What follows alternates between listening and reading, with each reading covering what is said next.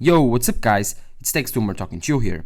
And before we start this video, I just want to tell you that there's a way for you, yes, for you to get all of the page menus below. You can see right now, I have two page menus, the cut page and the color page. But there's the catch. There's a way for you to get all of the Vinci Resolve's menus down there. And it's actually pretty simple. So let me teach you. First, you just press down Option Command K. Then this command page opens up. This is where you change your commands, just like on the Vinci Resolve or even Final Cut Pro on Mac. And it's pretty simple. You just scroll down from this menu bar till the bottom where it says Show Page. Then you click Show Page and you can see Color, Cut, Deliver, Edit, Fairlight, Fusion, Media. Now you can assign some different keywords. For example, you wanna the edit page, which we don't have it right now. So you put Shift 4 and that's it. You just said it's the edit page. And now if you do the command that you just set up, for example, Shift 4, it opens up the edit page. And here it is. You can do this like for every single page that you really need. I really actually don't use the other ones, but I think I will add the media pool page. So again, Option Command K, then scroll down to show page,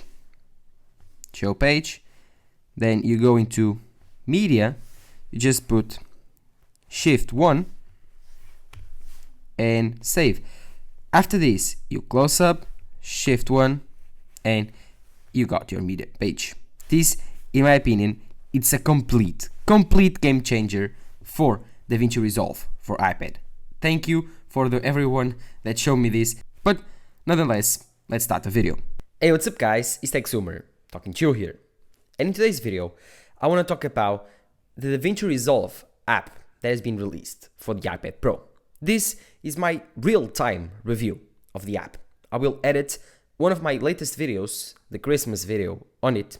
So I hope you had a Merry Christmas and having a Happy New Year. We are almost reaching the end of this year, I know, but still, let's go back to the DaVinci Resolve app theme, because I think that this app is very interesting. You can finally make your iPad Pro a Pro device, finally.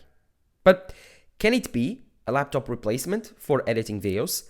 And more importantly, what are the limitations of this app? Well, this is a 2018 iPad Pro. This does not have the M1 or the M2 chip. So even though it has compatibility for the DaVinci Resolve app, it's not full power. Let me tell you what are the differences.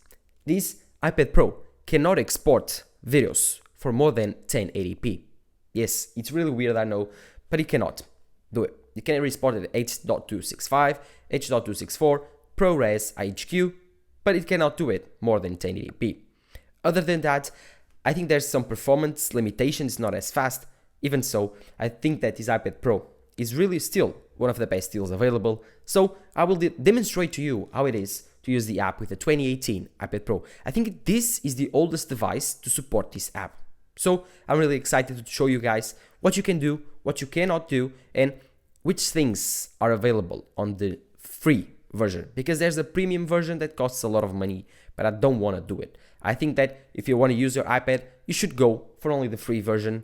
The limitations are huge, and still, you want to buy an M2 iPad Pro for around $1,200, then go for the Magic Keyboard, that's $300, then for the Apple Pencil, that's $200, and go for a $100 app. At the end of the day, you should buy the M1 Pro MacBook Pro 14-inch and get Final Cut Pro. You would be way better served than that. Or even download the free version of DaVinci Resolve, and that's completely free.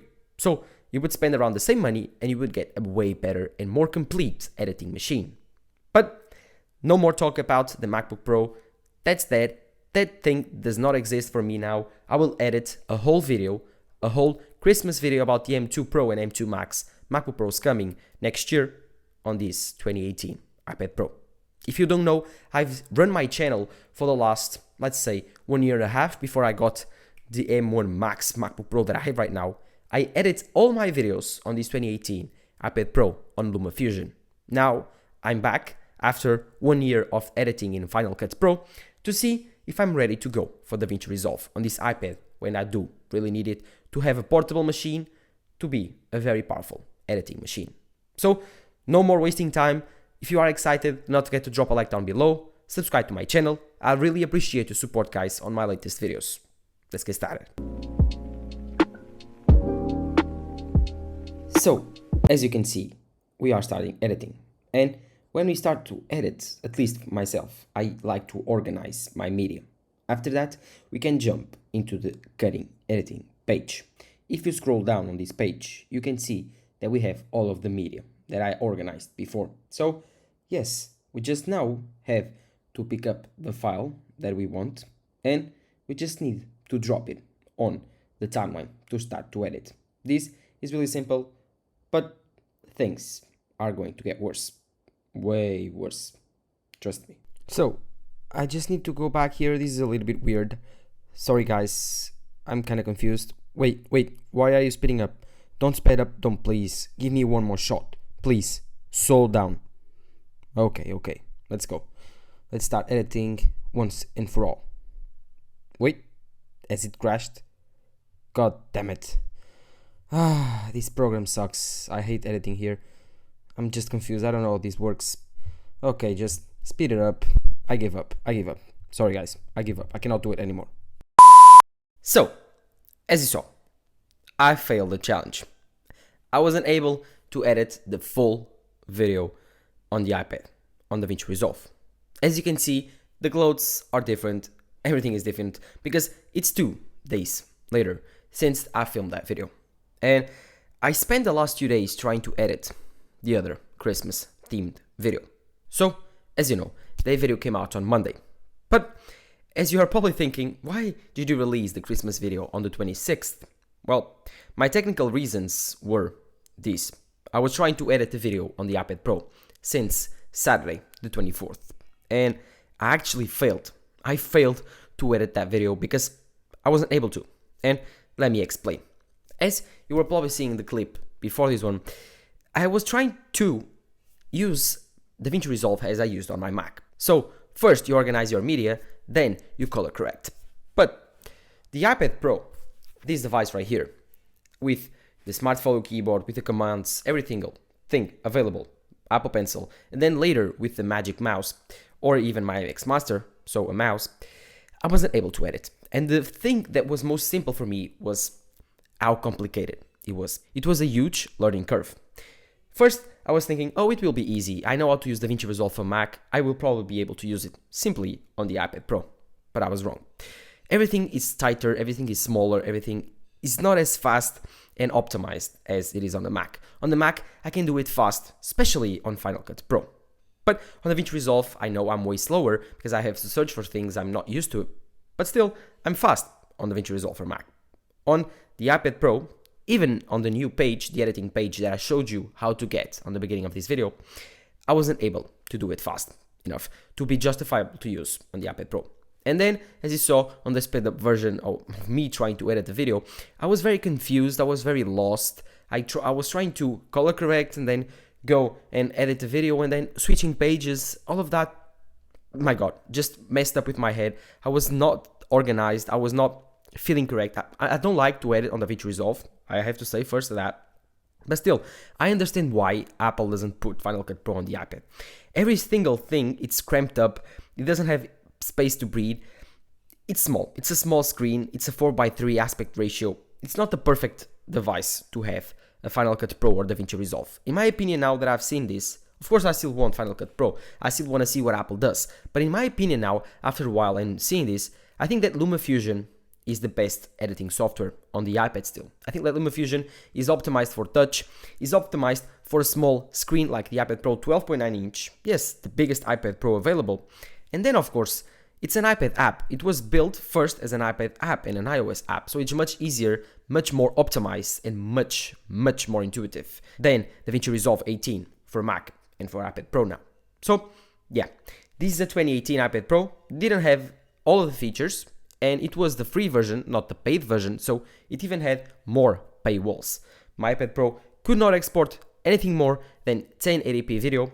This iPad Pro could only export on H.265, H.264, and ProRes 422 high quality, but still, I would say that it's not the best experience. While editing, I felt some crashes. I felt that it wasn't the fastest as it could be. Maybe all of the things will be solved with the M2 iPad Pro, but still, I cannot recommend you going for the full fat version of this program. Maybe download it if you know how to use very well Vinci Resolve, if you are used to using Vinci Resolve. But I would then still recommend you buying this program, or at least getting this program, thinking, oh, now I will get an iPad Pro, I will buy an iPad Pro, and all of this will finally replace my Mac. No, it won't. Because it's still very much faster to do all of the things that I did on my Mac, and especially editing, like especially the part of cutting, putting things together, the magnetic timeline on Final Cut Pro is so much faster than Vinci Resolve on the iPad Pro. I've edited videos for more than a year on LumaFusion. I ran all of my channel on it, and after going back for the iPad, I really miss my MacBook Pro. Going back for the MacBook Pro, I ended up giving up editing the video on the iPad Pro. I went to the MacBook Pro, got the video done in less than an hour, and I went back to my family to celebrate Christmas. So still, I mean, at the end of the day, this iPad Pro is still great, still the best deal, but it has so many downsides to the Vinci Resolve that I cannot still recommend buying an iPad Pro to edit videos even now with the Vinci Resolve available. But of course, this is very subjective. If you love DaVinci Resolve, if you are very used to DaVinci Resolve, if you have a very well built system to edit on DaVinci Resolve, then the iPad Pro with DaVinci Resolve now 18 available might be an amazing addition to your system. You have a desktop computer at home, and when you want to go, you want to do some light editing, or so at least work on your projects where you are away, then the iPad Pro is a viable solution to tap into your cloud system. But other than that, I cannot see a place where this iPad Pro would be viable to edit full videos and to run a full YouTube channel on DaVinci Resolve 18. But let me know in the comments down below what you think. Do you think that DaVinci Resolve for 18 for iPad Pro is an amazing deal? This was my experience with the 2018 iPad Pro. With your M2, it might vary, but still, I don't think, even with more performance, more options to export, I think still, in my opinion, it wouldn't beat LumaFusion, and of course, in my opinion, it's still not the full fat version of the Mac. Still, my favorite device to edit is the MacBook Pro, and still, my favorite program is Final Cut Pro 10. But what are your thoughts? Leave them in the comments down below. And while you're there, don't forget to drop a like down below and subscribe to the channel. And of course, do not forget to follow my social networks, Twitter and Instagram. This has been Tech Summer talking to you here. Bye.